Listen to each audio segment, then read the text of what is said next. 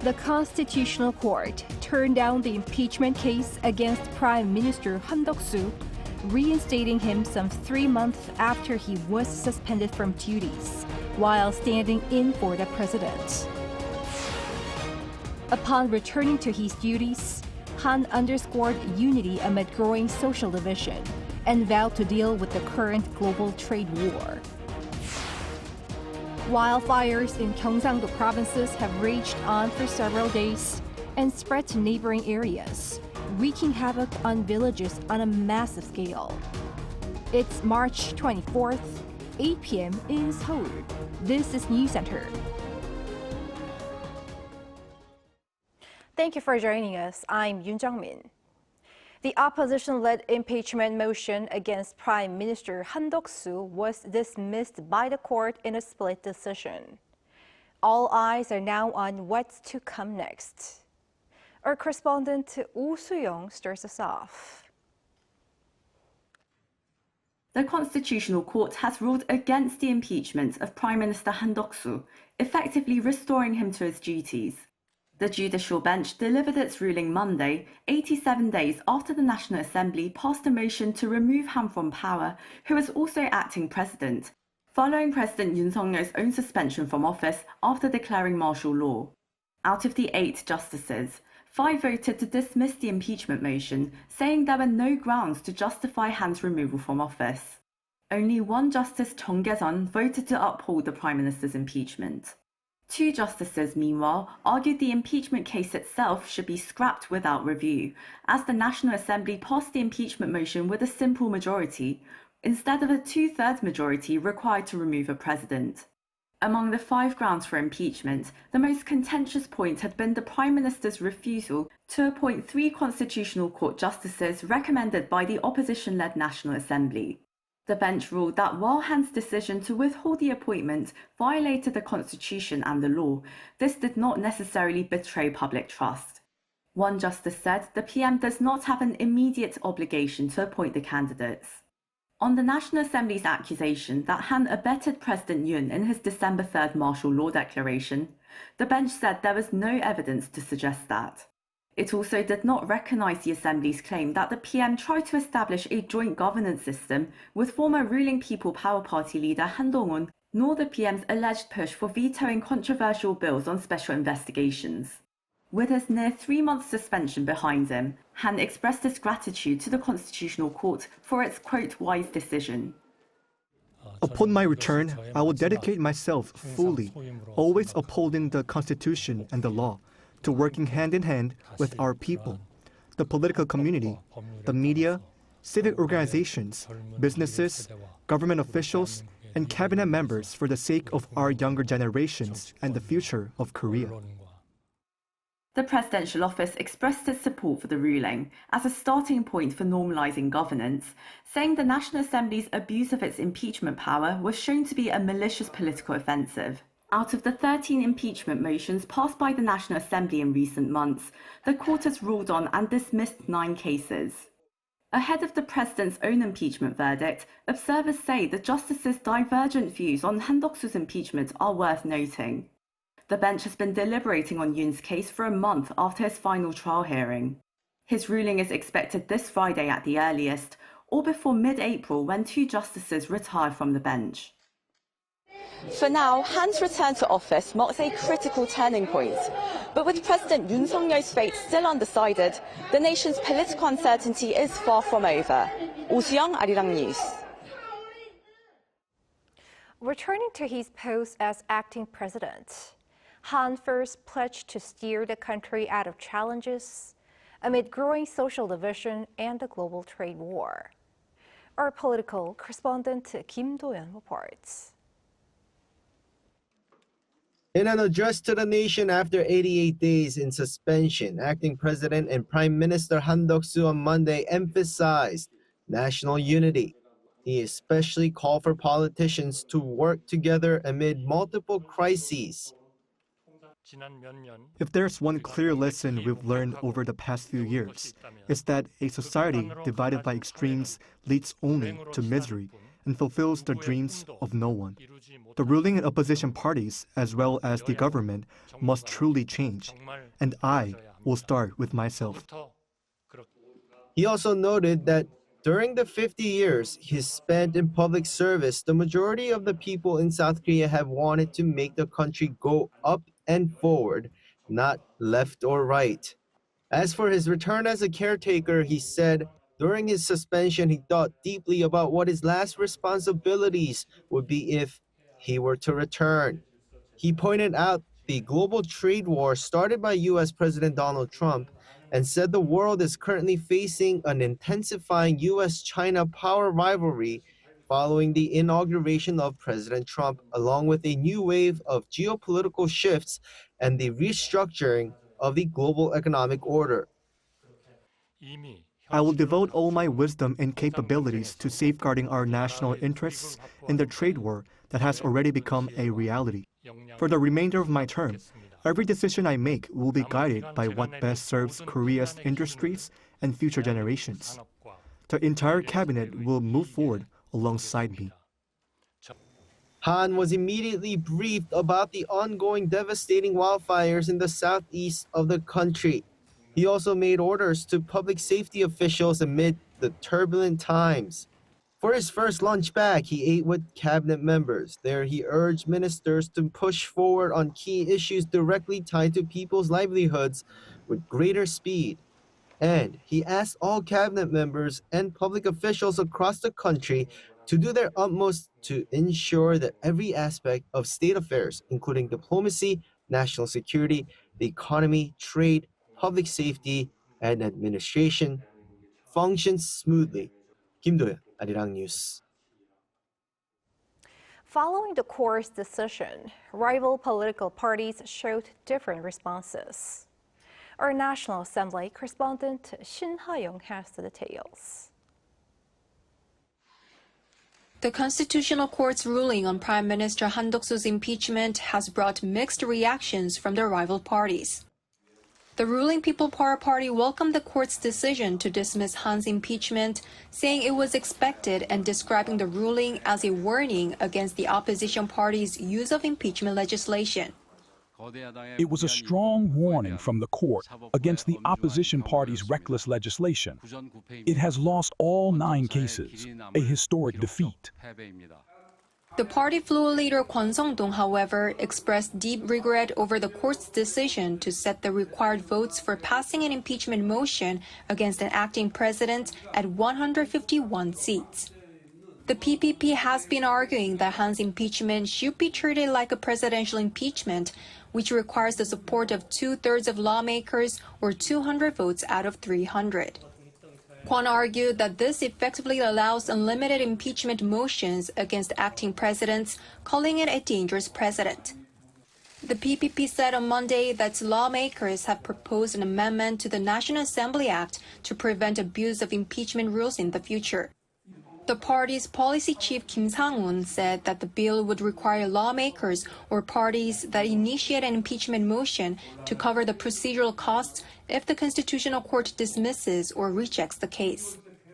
The main opposition Democratic Party, which was at the forefront of the opposition-led push in the National Assembly to remove Han from office, expressed regret over the ruling.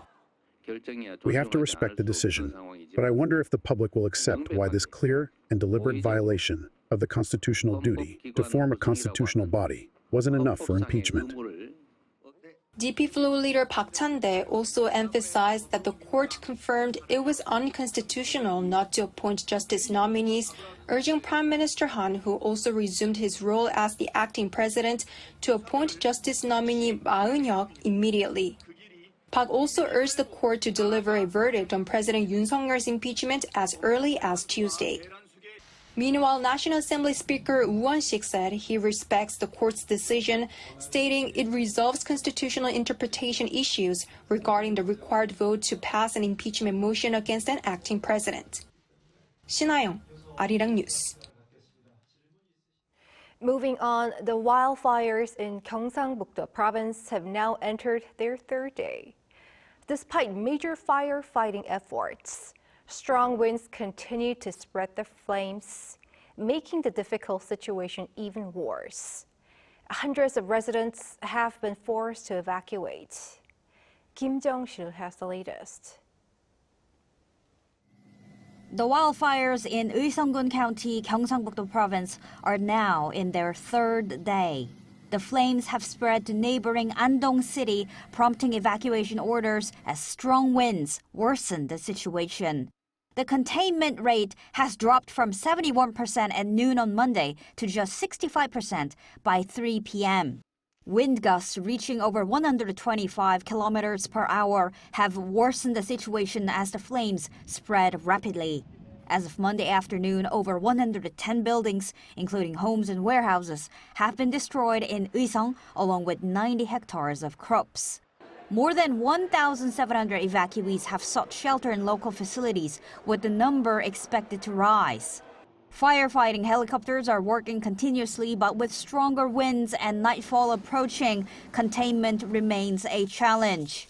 On the day of his reinstatement, acting President and Prime Minister Han Duck-soo visited the Wildfire Command Center and shelters in Uiseong to support displaced residents.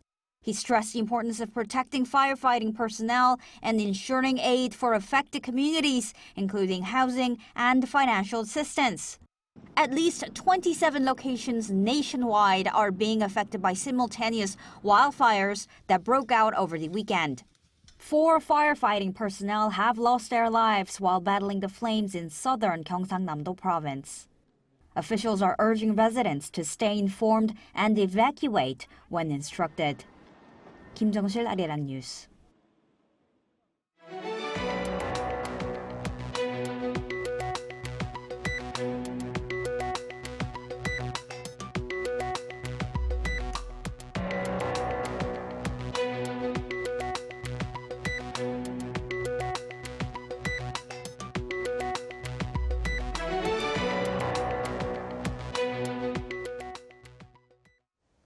Foreign Minister Cho Tae-yeol was in Tokyo this past weekend for trilateral talks with his Japanese and Chinese counterparts, aimed at advancing partnership on security matters, including North Korea's nuclear ambitions. Our foreign affairs correspondent Bae Yoon-ji covers the latest diplomatic endeavor. South Korea's Foreign Minister Cho Tae-yeol sat down for talks with his Japanese and Chinese counterparts in Tokyo as the 3 countries seek to boost cooperation for regional peace amid geopolitical uncertainties. This is the first time that they've met since November 2023. In a press conference following the meeting that took place in Tokyo on Saturday, Cho said that they've agreed that it's in the 3 countries' common interest to maintain security on the Korean Peninsula. He also added that they addressed the issue of illegal cooperation between Pyongyang and Moscow. I stress that illegal military cooperation between Russia and North Korea must come to an end immediately, and that the North should not be rewarded for its wrongdoings in the course of ending the war in Ukraine. Japanese Foreign Minister Takeshi Iwaya noted that the world is at a turning point in history and showed concerns about evolving threats from North Korea. Regarding the current international situation, I expressed my concerns about North Korea's nuclear and missile development, cryptocurrency thefts, and cooperation with Russia as regional threats. Chinese Foreign Minister Wang Yi described the current situation on the Korean Peninsula as complex and sensitive, while adding that all parties must meet each other halfway and show goodwill. On economic issues, he said the 3 countries are looking to push forward with regional economic integration, including the resumption of a free trade agreement. The 3 parties are maintaining communication on restarting the negotiations on the free trade agreement and strive to resume them as soon as possible. The 3 officials also agreed to speed up efforts to hold a summit between their leaders as soon as possible, at a mutually convenient date. Bae Yoon-ji, Arirang News.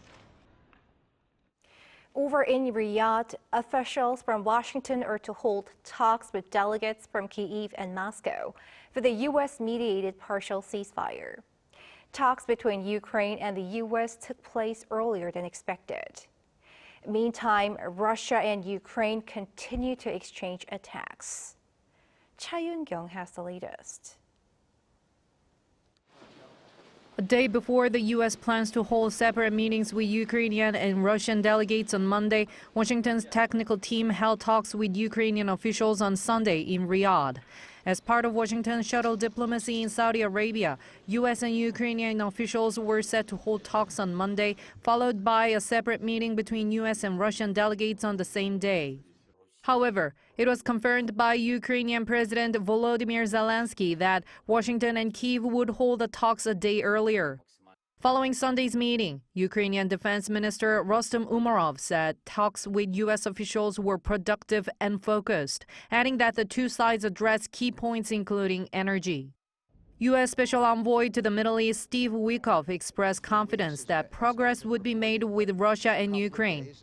Speaking to Fox News on Sunday, Witkoff said he expects Ukraine and Russia to make progress on a ceasefire in the Black Sea after holding talks on Monday, which will naturally gravitate to a full-on shooting ceasefire. However, the Kremlin downplayed expectations of a rapid resolution on Sunday, saying talks were just beginning. Kremlin spokesman Dmitry Peskov said in an interview that there are difficult negotiations ahead. U.S. and Russian officials began talks in Saudi Arabia on Monday to make progress towards a broad ceasefire in Ukraine, especially for a Black Sea maritime ceasefire deal. On the other hand, Russia continued attacks on Ukraine overnight, with Ukraine saying Russia launched 99 attack drones, killing at least 3 people, including a 5-year-old child. Cha Yoon-kyung, Arirang News. Back on the local fronts, we shed light on a tour here in capital Seoul that offers you the chance to join a trek that traces Korea's fight for independence. Our Kim Bo-kyung was there. Thousands of enthusiastic trekkers began walking along the trail that starts at Baekbom Square on Namsan Mountain in Seoul. They headed along one of the Korean Memorial Roads, national pilgrimage trails covering Korea's key historic sites. The Patriots Ministry launched this meaningful trail over the weekend to commemorate the 80th anniversary of Korea's liberation this year. South Korea's proud history has come this far after going through many hardships and challenges.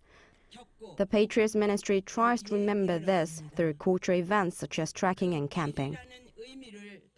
There are 3 courses in Seoul related to the country's independence.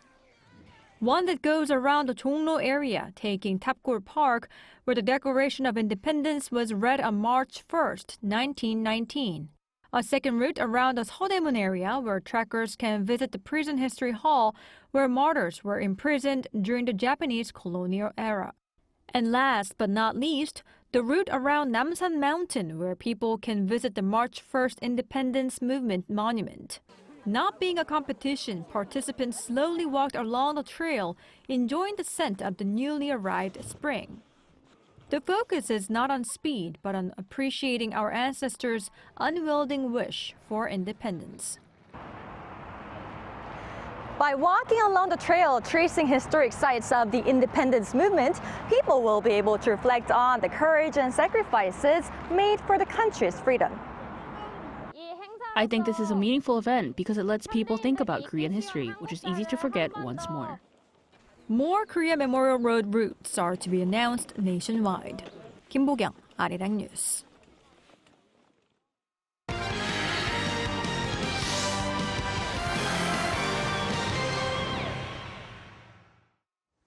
Time now to take a look at what's been happening in the world of sports. Joining us in the studio is our sports editor, Paul Neat. Hello, Paul. Hello. Let us start with baseball. The new KBO season got underway over the weekend. Yes, and it began with all 5 opening day games on Saturday being sellouts. A total of 109,950 fans were in attendance. This is the 2nd highest for an opening day and the 3rd highest for a single KBO match day. Then Sunday saw 5 more sellouts, the first time the opening series has completely sold out. And in doing so, the KBO set a new opening weekend attendance record of 219,900. The previous record was just over 214,000, set in 2019. Last season, the KBO achieved over 10 million fans for the very first time, with the league growing in popularity. But it wasn't all good news over the weekend, as reigning MVP Kim Do-young of the Kia Tigers injured his hamstring and will be out for a short while. But the Tigers said on Sunday that it is the mildest form of a muscle injury. Moving on to football, the South Korean national team is back in action on Tuesday night against Jordan. Yes, it's the second of 2 World Cup qualification matches in March. The 1-1 draw with Oman on Thursday means that South Korea's path to the World Cup isn't as straightforward as it was this time last week. A win plus Iraq either losing or drawing in their game with Palestine could mean that South Korea can qualify early, as Iraq in 3rd play Jordan in 2nd in their last game. But Palestine are ranked bottom of the group, so South Korea might have to wait until the next international break in June to book their place at the 2026 World Cup. The 1-1 draw was described by manager Hong Myung-bo as the worst display in this round of qualification. He said his players gave the ball away too easily and his team never seemed in control. He'll be expecting a better performance against Jordan on Tuesday in Suwon. But I understand that there will be a few key players out injured. Yes, what could have gone wrong did go wrong on Thursday. Midfielders Lee Gang-in and Paek Sung-ho, as well as defender Jung Sung-hyun, have reportedly left the squad through injury. The latter picked up a knock in the lead-up to the Oman game in training. Paek Sung-ho, who started the game, went off injured in the first half. Lee Gang-in came on in the second half, with Korea looking to find another goal, but went down injured in the build-up to Oman's equaliser. Feyenoord midfielder Hwang In-bum could return though, and has been seen back in training, but there will be no replacements called up. Manager Hong Myung-bo has already been impacted by the injury to Kim Min-jae before a ball was even kicked. There are 3 games left now, including the game on Tuesday. Korea are top of Group B, 3 points clear of both Iraq and Jordan. The top 2 will seal places in the World Cup. Fingers crossed. Thank you for the wrap-up. Thank you.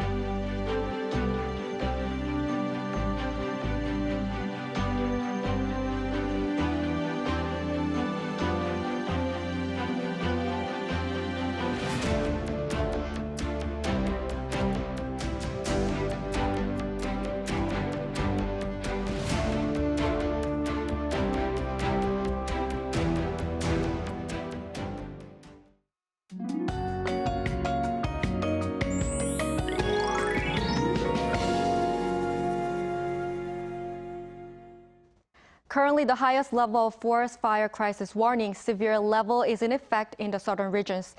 In addition, the dry weather warnings have also been expanded and strengthened. With gusty winds blowing, it is very important to take extra precautions to prevent wildfires.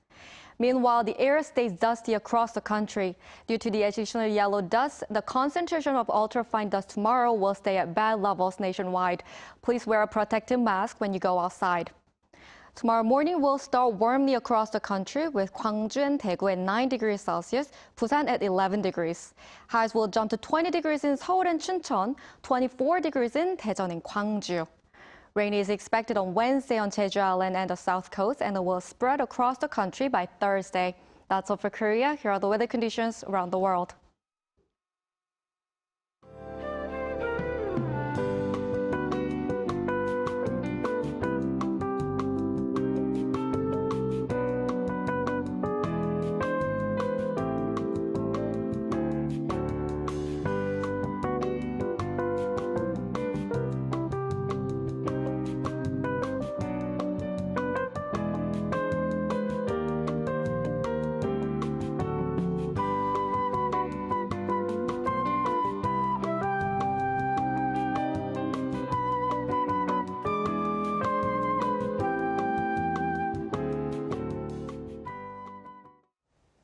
That is Newscenter for tonight. Thank you for watching. A panel session up next.